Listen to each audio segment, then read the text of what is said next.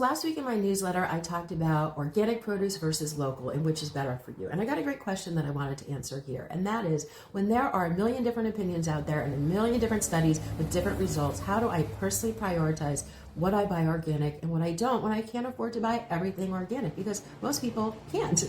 So at the very top of my priority list is meats and dairy products.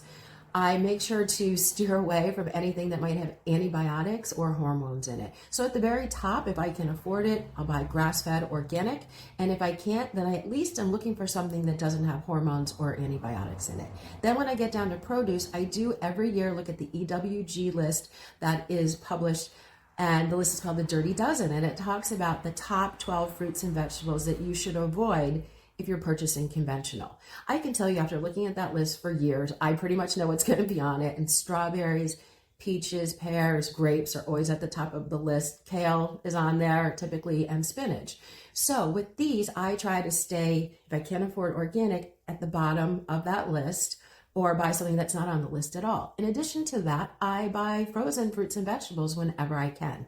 Frozen fruits and vegetables are a lot healthier than they used to be. When I was a kid, they were always drenched in some sort of sauce. They're actually picked and frozen when they're really ripe and nutrient dense. And they're very healthy, and they're less expensive than the fresh version. When you buy fresh organic at the grocery store, it's typically picked when it's not ripe. And that's because it sits on a truck for a couple of weeks. And it might be sitting in that grocery store for another couple of weeks. So that's how I prioritize what I buy organic and not, when I can't afford to always buy everything organic. Let me know if you have any questions. I hope this helps.